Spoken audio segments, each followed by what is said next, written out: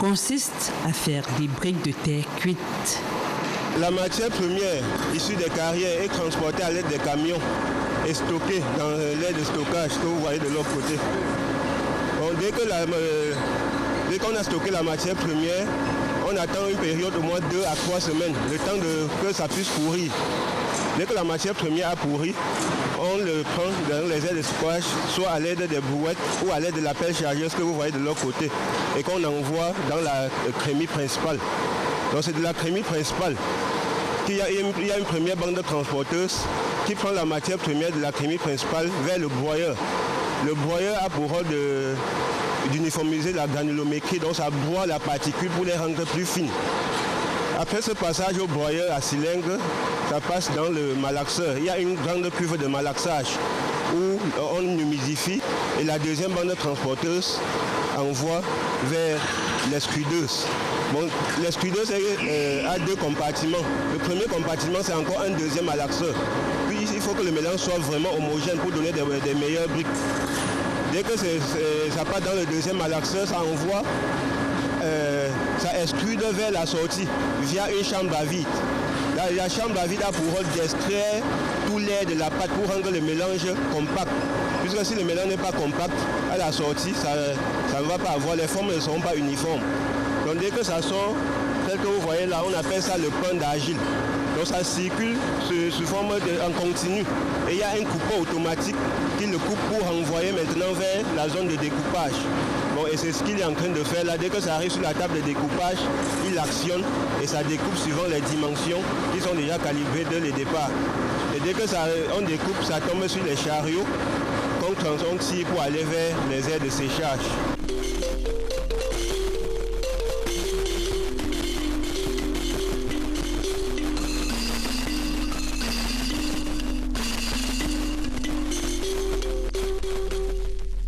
Une autre technique, celle-là beaucoup moins complexe, consiste à stabiliser les briques de terre.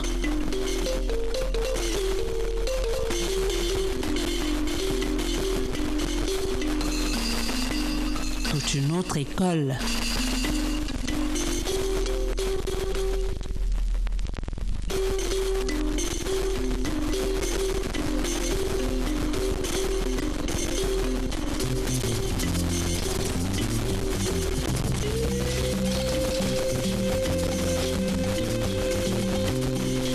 Du processus de fabrication des blocs de terre. Nous commençons d'abord premièrement par repérer le site. Après le site, il y a des analyses qui sont faites au niveau du laboratoire pour pouvoir déterminer si la matière première trouvée est celle adaptée pour la production des matériaux que nous voulons, c'est-à-dire des blocs de terre stabilisés. Quand cela est fait, nous passons au creusage de la matière première, donc la terre, la creusons, et après nous tamisons. Après le tamisage, il y a un stockage. Pour le stockage, donc, il y a la phase de la machine, de la production proprement dite. Pour un sac de ciment, nous avons 90 blocs pour un dosage de 8%. Donc un sac de ciment 9 blocs de terre. Nous avons 90 blocs au minimum. Le résultat avec ces briques de terre stabilisées est tout aussi admirable.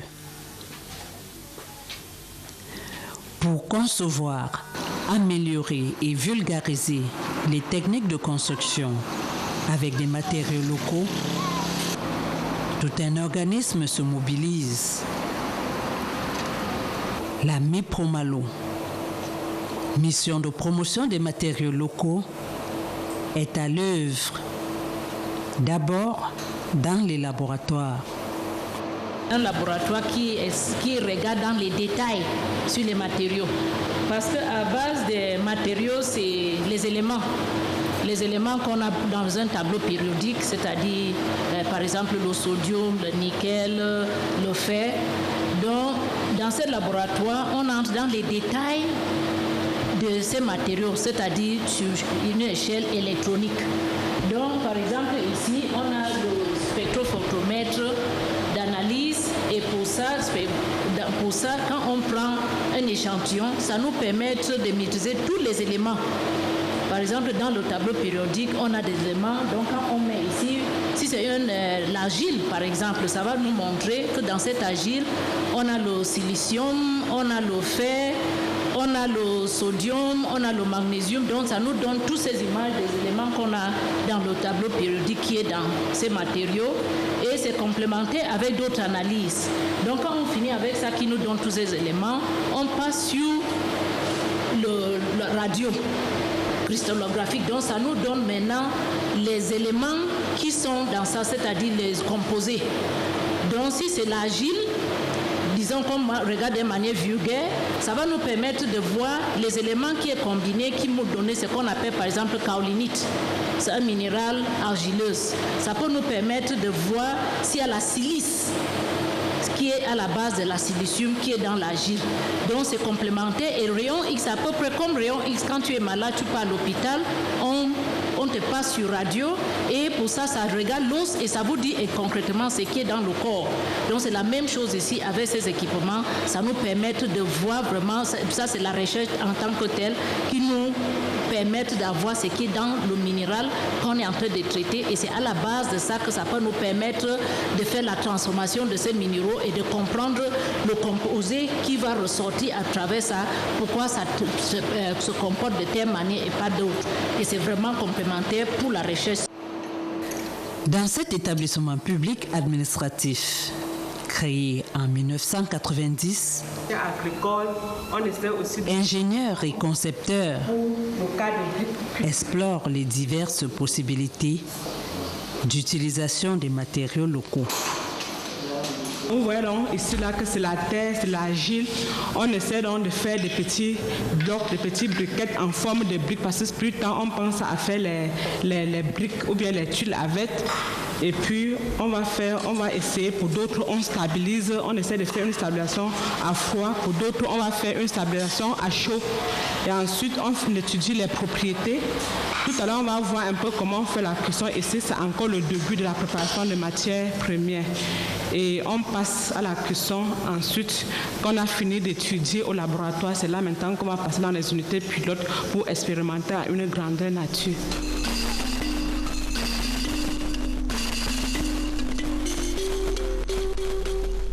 Il faut d'abord bien mélanger la matière première qui sort de la carrière avec ces malaxeuses qui broient en même temps et les mélangent pour obtenir une pâte consistante.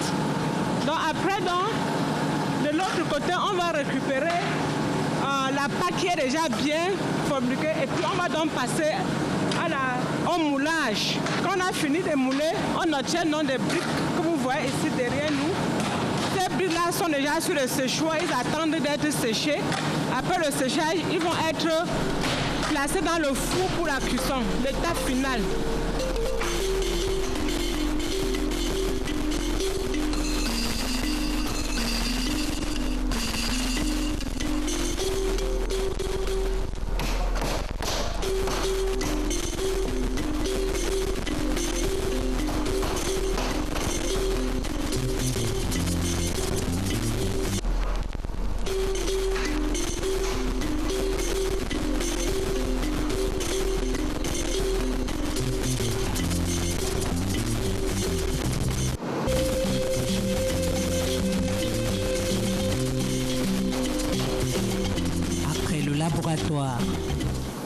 L'exercice pratique à l'usine témoin permet les démonstrations.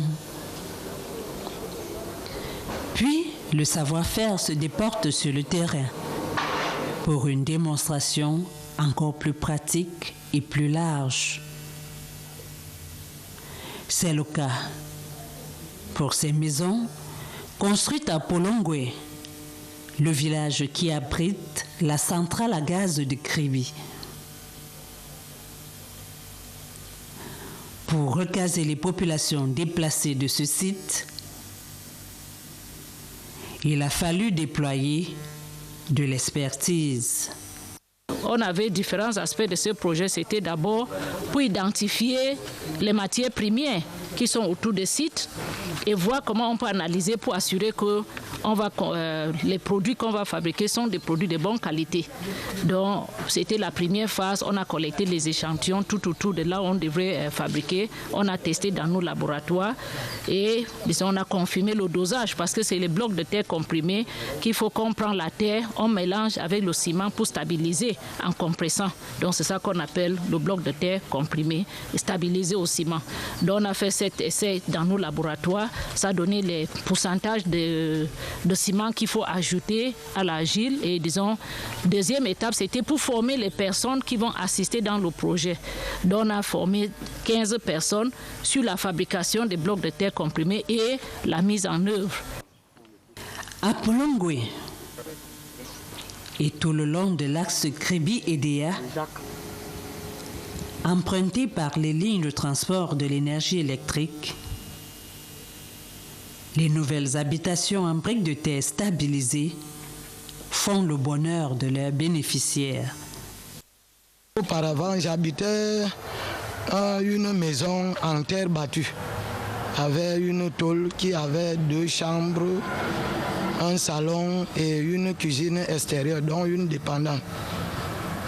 Aujourd'hui, je suis reconstruit dans une maison en tessin avec les blocs de terre comprimés. Par rapport à la réalisation du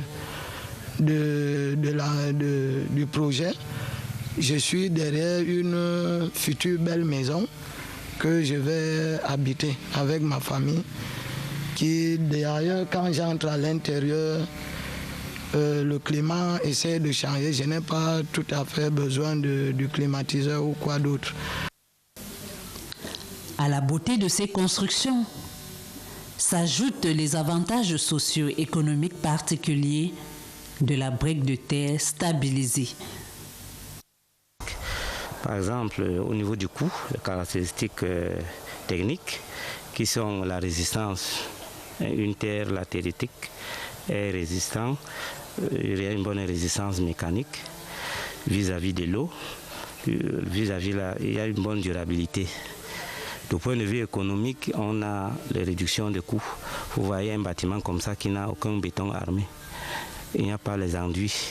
Si on enlève ça dans le coût, mais les fondations sont les mêmes, comme vous avez constaté, que les maisons classiques. Parce que ici, dans cette zone, on peut utiliser les parpaings bourrés au lieu d'utiliser la pierre de taille. Les fondations sont faites en parpaing. Les élévations, comme vous voyez, il n'y a pas de béton armé, il y a un simple empilage. La terre est sur place. Cette terre est transformée sur place par les ouvriers qui n'ont pas été à l'école. Il suffit seulement de leur donner un peu de notions et même vous allez, ils fabriquent les blocs. Donc, du point de vue environnemental, écologique, il y a l'isolation thermique. Vous savez, nous sommes dans une zone où il fait très chaud. Les températures sont très bas pendant la journée et dans la nuit, ça renvoie les températures, ce qui fait l'écologie. Ici aussi, avant de continuer ces confondations, nous avons utilisé l'impact environnemental. Il ne fallait pas détruire l'environnement. Et ici, tous les puits que vous êtes en train de voir, dès qu'on enlève la terre, on les ramène sans pour autant un déséquilibre écologique, écosystème. Malgré la beauté, le confort et la durabilité, les constructions en matériaux locaux sont encore marginales au Cameroun. Beaucoup de particuliers et d'entreprises les ignorent et les snobent encore.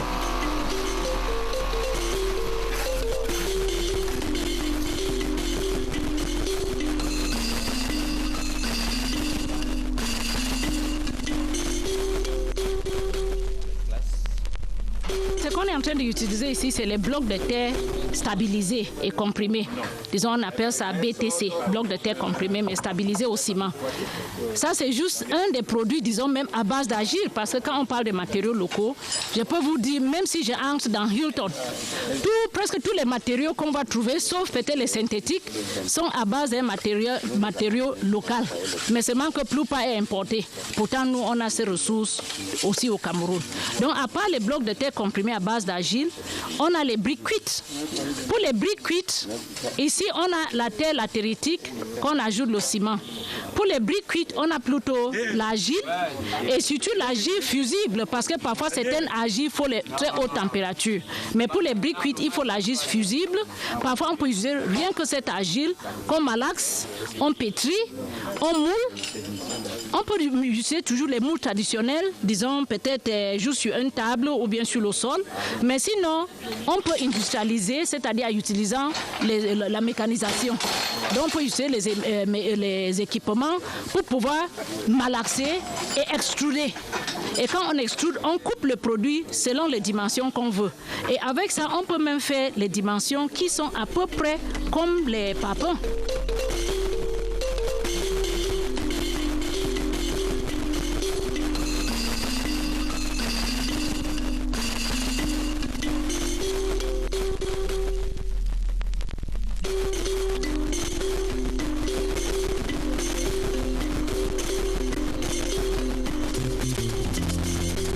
Regarde pour l'histoire du Cameroun, surtout maintenant si on regarde certaines grandes infrastructures comme les églises, on constate que les églises, plupart des églises, surtout les églises qu'on fête les centenaires aujourd'hui, c'est les églises construites en matériaux locaux, c'est-à-dire surtout les briques ou bien comme cathédrale à Yaoundé avec la pierre.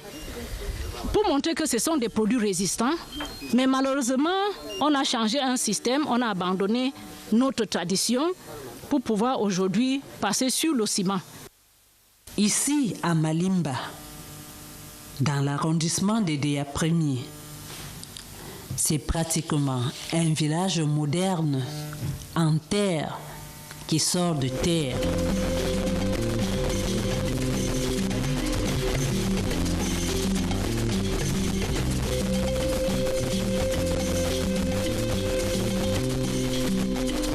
Dans ce chantier, la maîtrise des techniques est avérée.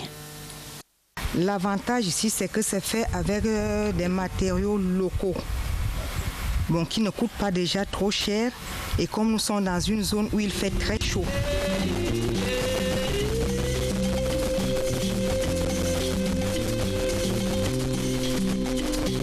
La différence entre cette bloc et celle qu'on met au chauffage, c'est que celle-ci n'est pas passée au chauffage. Mais après fabrication, elle a une période de curage qui est de 14 jours avant l'utilisation. Dès qu'elle sort de la machine, on la cure dans des plastiques. Ce qui veut dire qu'on la recouvre du plastique le jour de la fabrication. Le lendemain, on l'arrose avec de l'eau, puisqu'elle est faite avec du ciment.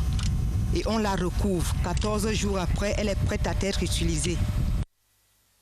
Avec la terre, on s'offre ces jeux de formes et de figures et même cette possibilité de les changer à sa guise. Pour la pose de cette brique, nous commençons par le dallage du sol. Lorsque nous finissons de daller le sol, on passe le traçage de la maison, ce qui veut dire nous passons par le traçage, le nombre de pièces avec le parpaing de vin qui est bourré. Après ce parpaing, nous procédons à la remontée capillaire, ce qui veut dire qu'on sépare ce parpaing de vin d'un mortier avec du plastique pour éviter la remontée capillaire que nous tous nous connaissons pour soutenir, pour empêcher le refroidissement, donc la fraîcheur pendant des pluies pour abîmer le mur. Après cette remontée capillaire, nous posons la bloc. Cette bloc ne se pose pas avec un mortier parce qu'elle a des rails. On la coulisse. Dès qu'on la prend, on la nettoie comme vous voyez le technicien avec le pinceau à badigeon. Il nettoie. Alors nous posons cette brique. Puisque la brique a des rails, on la coulisse contre l'autre. Et on n'utilise pas un mortier puisque la brique a des rails. Un mortier, c'est-à-dire le mélange de la terre-ciment qu'on a utilisé après la remontée capillaire. Elle ne s'utilise pas pour la pose de la brique parce que la brique a des rails et elle est coulissante. Pour mieux la soutenir, après on coule les linteaux.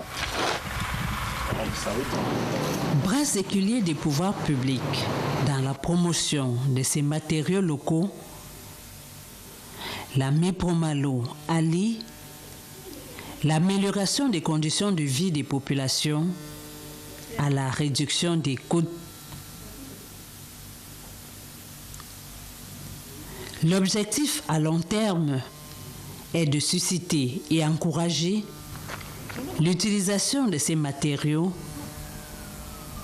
par les particuliers et les entreprises locales du secteur des BTP.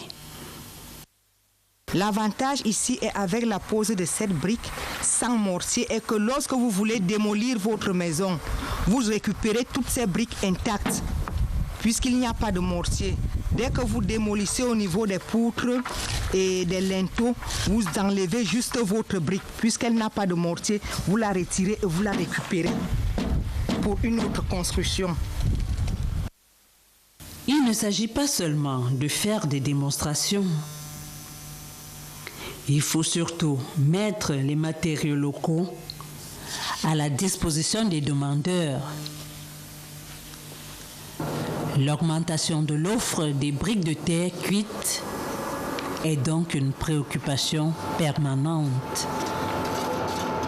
On a démontré que c'est moins cher, par au moins 25%, quand on construit en matériaux locaux, surtout avec les blocs de terre comprimés, parce que la terre est sur place. Et quand on prend, on vous aide avec les techniciens pour faire la transformation, pour faire votre réalisation. Et ces réalisations, c'est pour tous les Camerounais. L'AMI Promalo est là pour tous les Camerounais. Nous ne sommes pas là seulement pour les projets de l'État ou bien les projets des grandes sociétés. On donne l'assistance partout, en campagne ou en ville, partout que quelqu'un a un besoin pour construire avec matériaux locaux.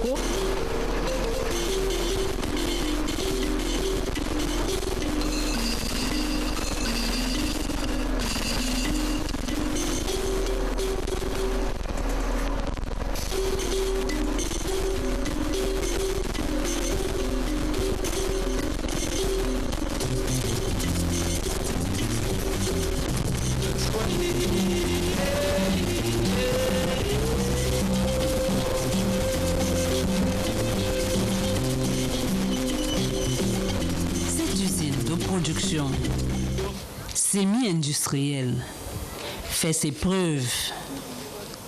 Elle permet surtout de se projeter, de construire des projets industriels. La capacité de l'usine est de 20 000 briques par jour, disons, pour le fonctionnement optimal. Mais sinon, il y a pas mal de contraintes qui ne permettent pas que ça peut vraiment atteindre cet optimum pour le début. Parce que c'est en fonction, disons, de la fabrique, c'est-à-dire le produit déjà sec. Parce qu'il faut que dans le four, on met le produit sec. Mais comme l'usine est pour le moment semi-industrielle, on a constaté vraiment que le séchage est naturel. Donc avec le séchage naturel, ça dépend de la température. Parfois, en saison de pluie, vraiment, c'est à peine, ça nous prend plus de 20 jours pour pouvoir faire pour que les produits puissent être secs. Pourtant, en saison sèche, on doit aussi contrôler. Parce que si on ne contrôle pas, ça sèche tellement vite que ça fait des fissurations. Donc, ça nous permet, pour le moment, on constate, même qu'on avait programmé pour une production continue, nous sommes en train de faire autour de 4 cuissons par mois. Et les 4 cuissons par mois, parce que c'est un four de 12 chambres. Donc dans les 12 chambres, quand on fait de continu, il y a 11 qui fonctionnent, donc on fait 220 000 produits par cuisson. Donc pour les 4 cuissons, nous sommes autour de 880 000 produits qu'on fait par mois. Et alors, peut-être la fin du calvaire causée par ces pénuries de matériaux de construction importés. Peut-être aussi des débuts de solutions aux problèmes de logement qui s'opposent avec acuité dans les grandes villes et même dans les campagnes. C'est inscrit dans le projet de 10 000 logements à Olembe. D'ici le mois de février, c'est-à-dire avant fin février, on va donner la plateforme de 2,5 hectares à l'AMI Promalo et avec le PME du secteur, on va réaliser 76 logements qui est déjà vraiment bien programmé. On a déjà terminé les études architecturales. Le Cameroun émergent se fera alors aussi avec ce patrimoine architectural local. Je vous aime tant. sans problème, sans dilemme. Depuis que je vous connais, je vous ai dans la peau. Je vous aime, aime. Je vous aime d'un amour si beau. Sans problème, sans dilemme. Et je souhaite que vous m'aimiez autant. Aimer à 4 heures du matin, alors que personne n'y fait attention. Je vous aime, aime. Je vous aime tant. Sans problème, sans dilemme.